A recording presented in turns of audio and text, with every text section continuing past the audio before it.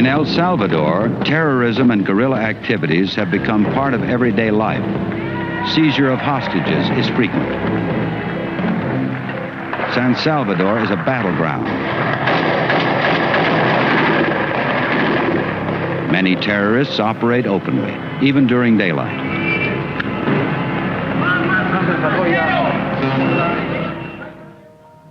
I did not become aware of the actual danger of the war until I was in my last year of middle school. There was a big attack in our community because that was the time where the guerrilla was trying to take over the actual city, and so they were getting closer to our town. So that's why the last 3 years of war were so attacking around our area. There was a lot of times where in the middle of the night it was bombing, it was the crossfire, ambush, again attacks, and we'll have to take the mattresses of the beds and put them in the windows to prevent the gunshots from coming in.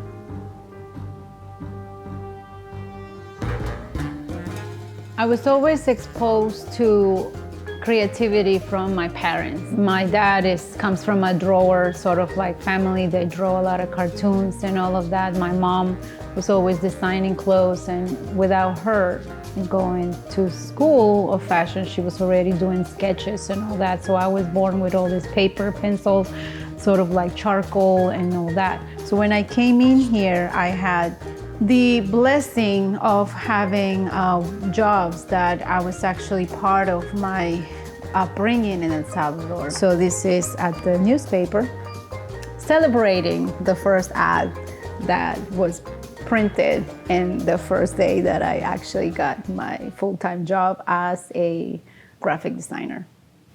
I was in New York when I found out that my mom got ill. She had a cancerous tumor in the spine, this sort of area, what they call it, the life. It was a very hard thing.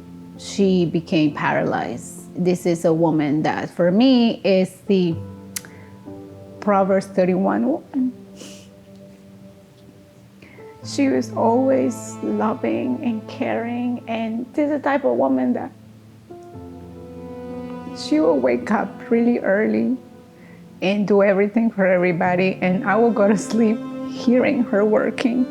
It was really hard for her to be in that situation, but she was a prayer warrior. She was a strong believer. I always tell people, God used her departure to bring me to Him. And that's why my faith is so strong, because that's when God became real to me. Between all that, we moved to Pennsylvania, and I joined the art school. And that's where I completely fell in love with art as in painting.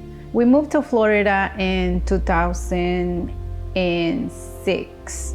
I always say I have moved from El Salvador to New York to Pennsylvania to now here, and I think this is where I'm staying. I like the fact that I belong to a networking of people that are in love with art and culture, so that helps me to stay inspired. I always paint about my faith in Messianic Judaism, about God. Also, my passion is to paint about women empowerment as what the Bible tells us, that is the empowerment of women.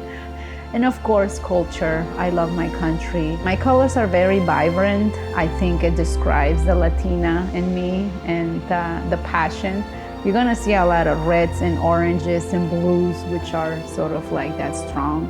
I believe in myself as an artist and as a woman, as a very strong woman. When you have a passion and when you want something, you don't have barriers. You put your own barriers if you want to. So here I am.